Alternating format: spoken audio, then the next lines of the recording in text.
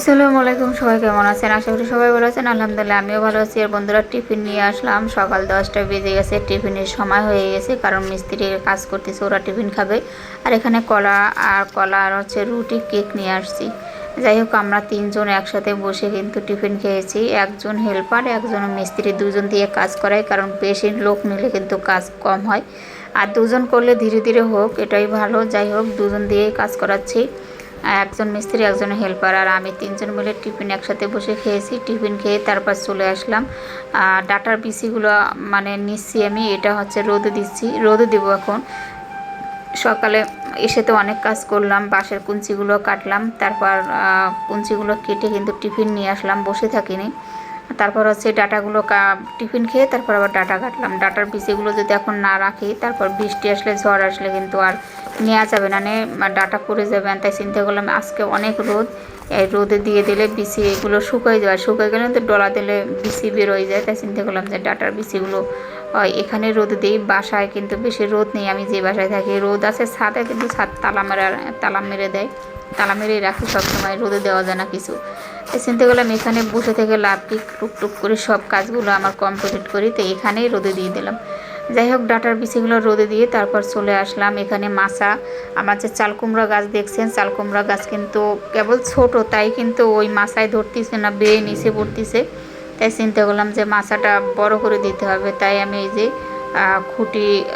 খুঁটি পুঁততে হবে, আগে খুঁটি পোতার জন্য গর্ত করতেছি। আগে খুঁটি পুঁতবো, পোতার পরে দেখেই হেল্পার তো আছে, শহীদুল ভাই আছে, শহীদুল ভাই বলতেছে আমি দিয়ে দেবো না। তাই আমি খুঁটিগুলো পুঁতে ফেলেন, আমি মাছা দিয়ে দেবো না। তাই আমি যে খুঁটিগুলো উপরে শক্ত করেই পুঁতছে, অনেক গর্ত করে। যাই হোক, তারপর শহীদুল ভাই এসে ওই যে শহীদুল ভাইয়ের কাজের ফাঁকে কিন্তু আমার আবার মাছা দিয়ে দিচ্ছে।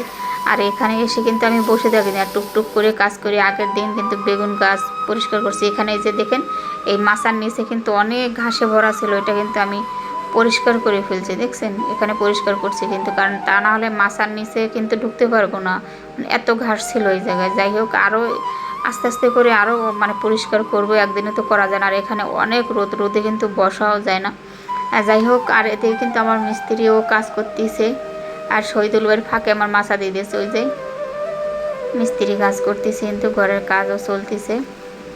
আর কুমার গাছগুলো অনেক সুন্দর হয়েছে, আর এখনও বিচি আছে, সেই বিচিগুলো দেখি চাল কুমার, ওই যে মিষ্টি কুমার যে গাছগুলো আছে ওখানে লাগাবো ভাবতেছি। ওই গাছগুলো এখন কেটে ফেলবো, কারণ হচ্ছে বৃষ্টির সময় ওগুলো আর হবে না। তো ওগুলো কেটে ওখানে আবার আরও গাছ লাগিয়ে দেবো। যাই হোক, এই বছর যদি আমি এখানে থাকতাম, তাহলে আমি অনেক সুন্দর করে এখানে সবজি লাগাইতাম, কিন্তু আমি তো এবছর এখানে এখন নেই বর্তমানে। আর লাগালেও কিন্তু চোর আছে, চোরে নিয়ে যায়। যাই হোক, আজকে কতটুকু কাজ হয়েছে, এই পাশের এই ওয়ালটা করা হয়েছে, এই যে রান্নাঘর আর বাথরুমের যে উপরের ওয়াল, এটা করা হয়েছে। আর ওই সাইডে কালকে বাকি ছিল, সেটাও করছে। আর এটাও, আর এখন যে গাঁততিছে এটা করছে। আর হচ্ছে এই জ্বালানার এই পাশটা করছে। আজকে একটু কাজ বেশি হয়েছে, প্রথম দিন একটু কাজ কম হয়েছিল, কারণ হচ্ছে ওরা বাঁশ টাস কাটছিল, সেজন্য কাজ কম হয়েছিল। বাঁশ কাটছে, তারপর আবার অনেকদিন পর কাজ ধরছে, গাছপালা একবার ভরে গেছিলো, ওগুলো কাটছে।